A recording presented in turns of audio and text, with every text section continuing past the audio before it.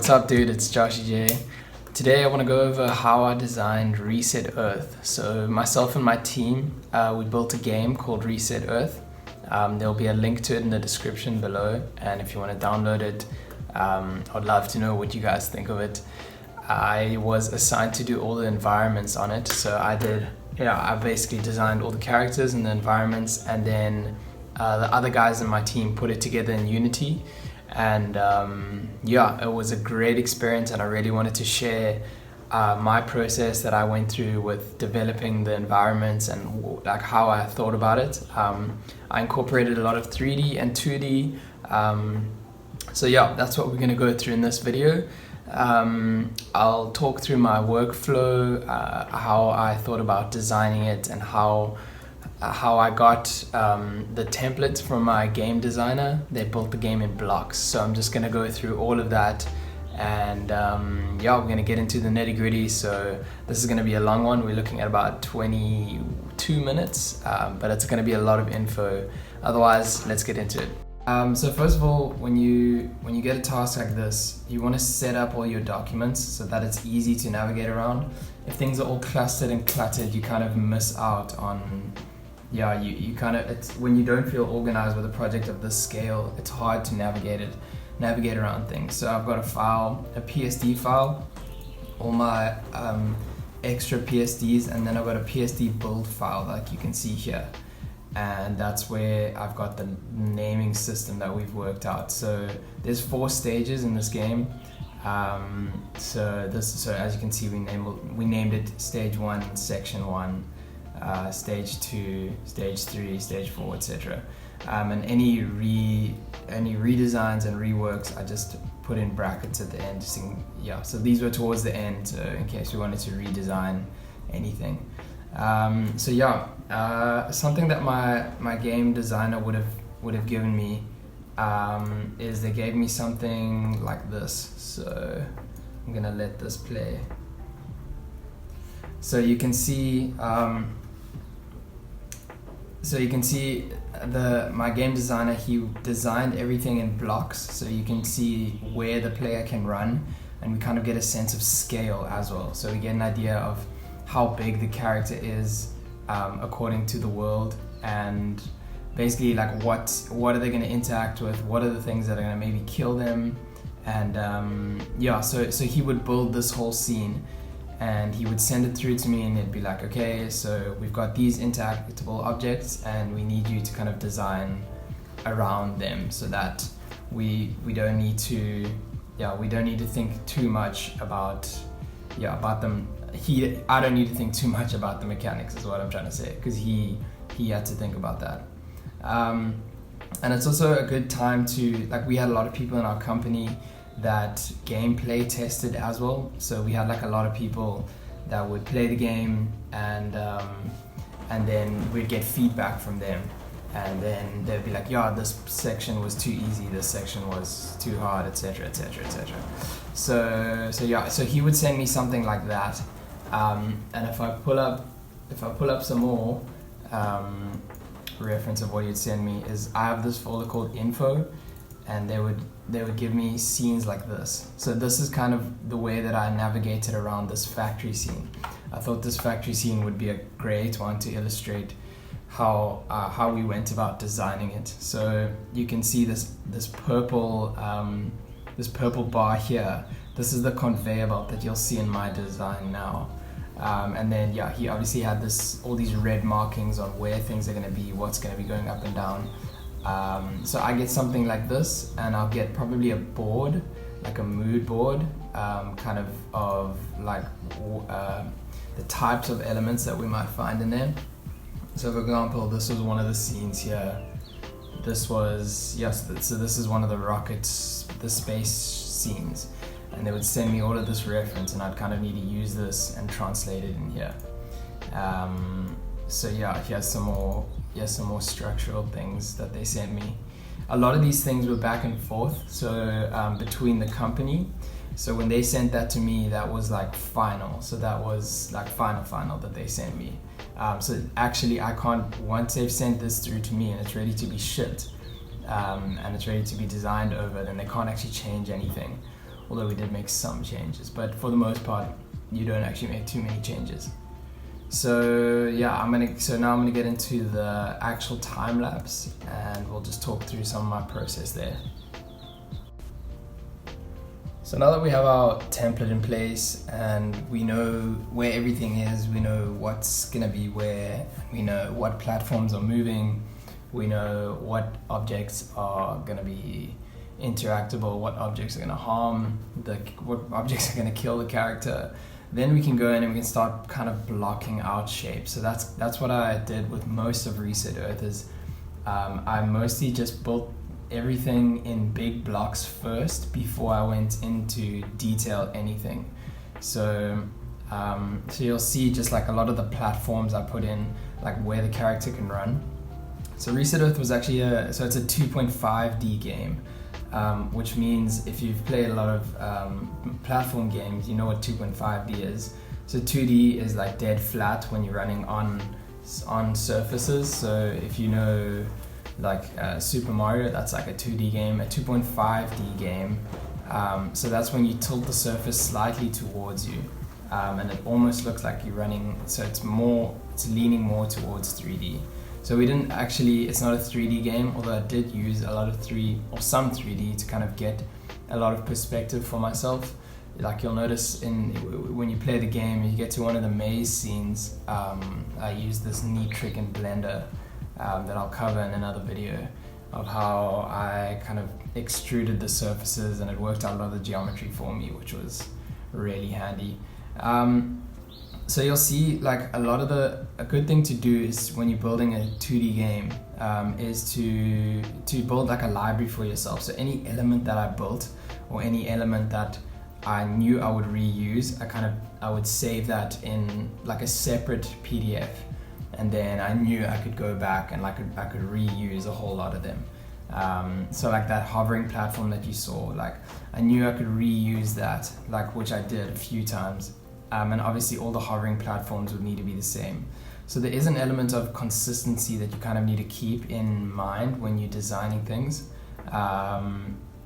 And so yeah, and that's handy in keeping a lot of the elements, because the world kind of feels the same when you're using the same elements. And a cool thing to do, so this is a sci-fi game. So what I did was I went through like a lot of mechanical objects, even if they're tiny ones, like weird mechanical objects, and I kind of pulled that off to a separate PDF, and like in my spare time I would do like studies of those, and I would be like, okay, like I'm gonna try and maneuver or warp this into something that I can use in different places in the designs. So those bottom laser things that you got going there, I actually do change them eventually. These beams, they look rad, but I think it didn't kind of fit the brief, so I just decided to leave them out. But anyway, those mechanical things where you'll see the laser beams are going to join. That was just like I basically bashed a few different things together to kind of get that. So here, what you're seeing me do is some 3D maneuvering around some of the blades. So I literally I had built that a while ago, and I realized, I could actually like reuse this. And I used some of the shaders, some of the node shaders to get like a very 2D type of a look, and then obviously went over it and painted it again. And that's the beauty of using 3D and 2D. So I did use some 3D. It wasn't all 3D. Actually, when I did a test with this one, with this game, initially, when I was first getting hired for the contract, I kind of went through like different ways of kind of building scenes, and I found when I built the scene in 3D first and then painted over, it was almost like I was building it twice. So what I'm saying is it's just good to know where you're wasting time, you know what I mean? So it's to like where you can optimize your time, because I found when I was using 3D too much, then I was kind of just like doing the same thing twice, you know what I mean?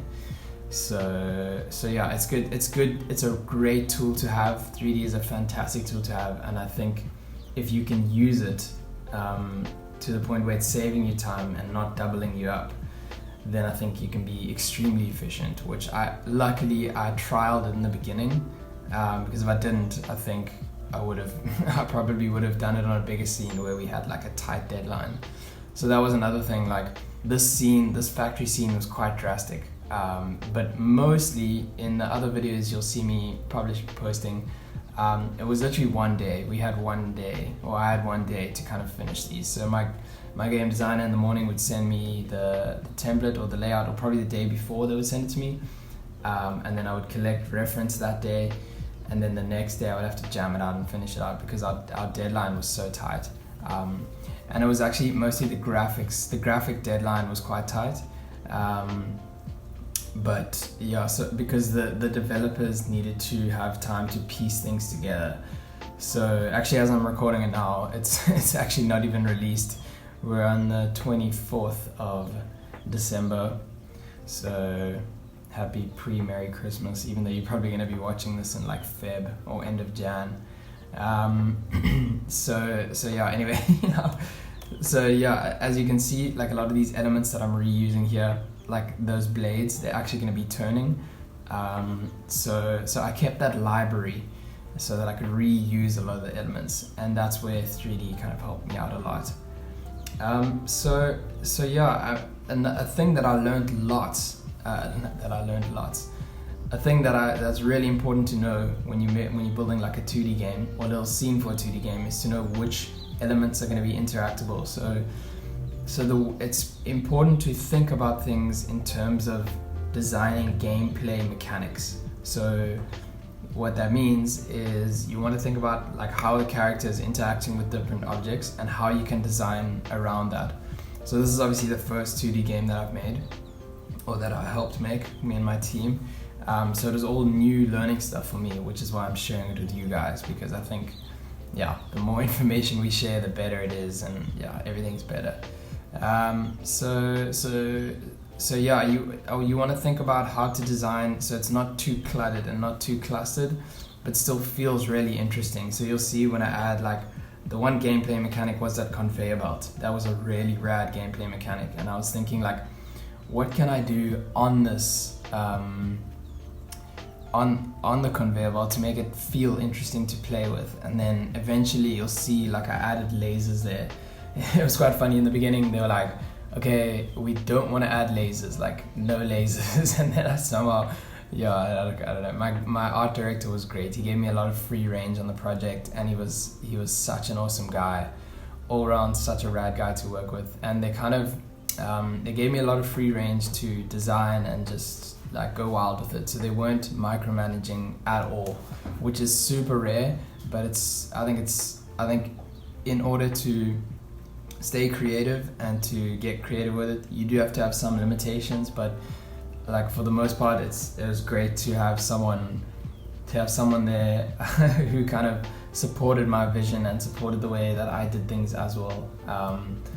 And all in all, it was such a great experience. Like, I've worked with people in the past who've said, like, yeah, like you could get burned. Like, they'll just use and abuse you. They can use and abuse artists. And I know that does happen, but fortunately for me, that's actually never happened. And I think it's because I kind of manifest the opposite of that. And I only want to work with people that respect me and who I respect, and we can be on equal terms. And I think probably the best projects come from that, because we know we know our strengths, so we know what we're good at, and we can let each other do that without restraint.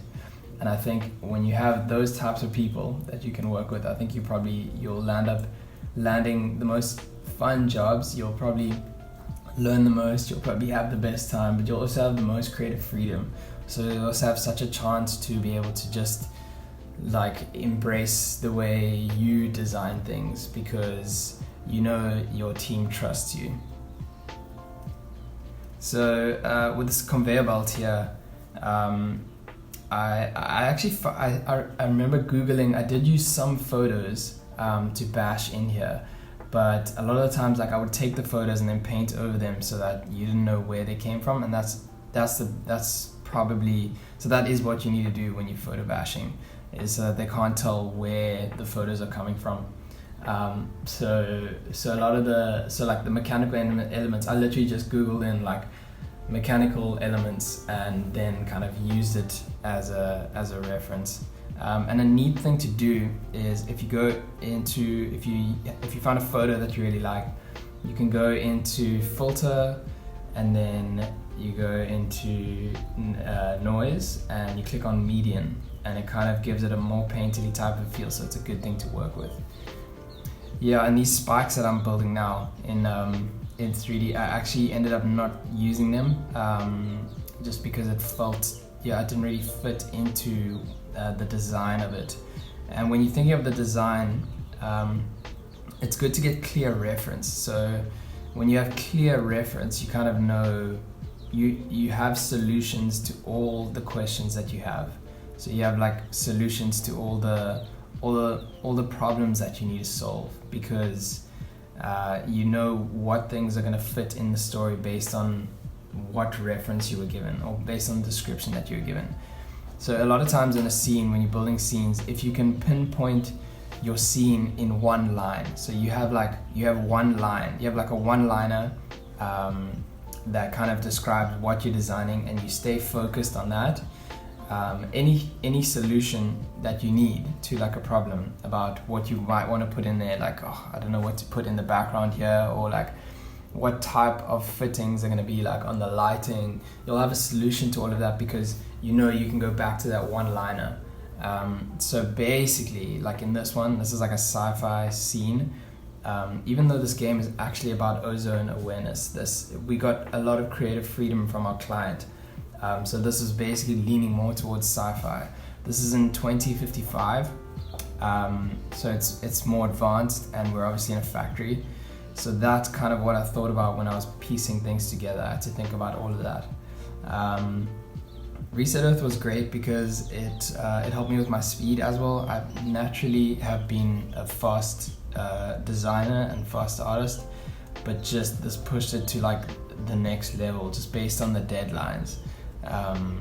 And it was great because it just tested me in ways. I'm very grateful for how it pushed me. And a cool thing about designing a factory is you can reusing like a lot of mechanical elements. You'll find like have a lot of repetition, so they like you can reuse a lot of things. Like obviously I reused those blades, I reused the laser beams in the front, and there's a lot of like tiles that have been reused, and a lot of the piping and stuff. So that's what's rad about designing factories. I had this phase where I only wanted to design mechanical things, like that was the only thing that I wanted to do. And I think like when I got to the end of designing a lot of the things for Reset Earth, I was just like, I really just want to like paint a tree or like paint some flowers or plants or like. So yeah, I think I got a lot of the sci-fi-ness out of my system from doing stuff for Reset Earth. Yeah. So another thing to think about here is your layering. So when you're designing like a 2D platform, like for me at least, I learned loads about how to layer things to make it really easy for my game designer, and that was super key. So in the beginning, I would flatten everything to one layer, and obviously you can't do that when you're designing a game. You need to have things in layers so you can go back and sort through things. And so, especially for my game developer, he needed to layer things in front of the character and put things behind. And also with the background, we had to just layer in a couple of layers of like buildings and stuff, so we got like a nice parallaxing effect. So anyway, what I was meaning was to think about where things are going to lie in 3D space. So that's ultimately what you want to think about when you're designing a game, like a 2D game, is you want to think about like what's going to be in front, what's going to be on the character's layer, what's going to be behind the character, what can the character interact with. And when I started to do that, I really it was a tough adjustment because I was so used to flowing in merging layers and just painting without thinking about layers. But this, I had to like think about every single layer that I was painting on, and I was like, okay, like, can I merge these layers? Like, where even the lighting effects I had to keep on separate layers. So yeah, just for my game designer, just to make it easier for him, because in the beginning we realized like there's no ways I could obviously merge layers and have him cut things out and then like paste them to, so yeah, it was a bit of a shamble, but it was a good thing that we went through it, and I'm glad that I actually learned it. So yeah, what you're seeing now, so that was a technique.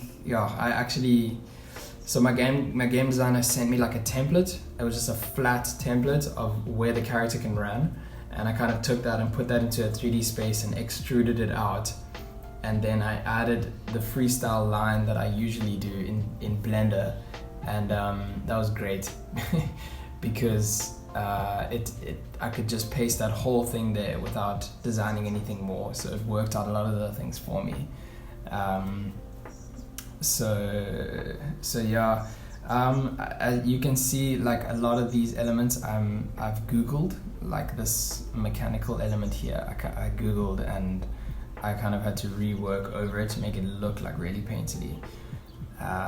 So yeah, this factory scene was particularly long, which is why I really wanted to use it to kind of illustrate how I designed some of the things of Reset Earth. And also lighting this scene was quite interesting because we had to keep a lot of obviously the lighting had to be on different layers. So we had to have like the lighting coming from the outside on different layers, the glows like on different layers. I think, to be honest, this exact scene had like over 395 layers or something ridiculous. So that's usually, I do not do that many layers like at all. I know some artists work with like infinite amount of layers, but just for me that was a lot of layers to work with, and I hope my game designer I hope he was all good when he was putting this scene together.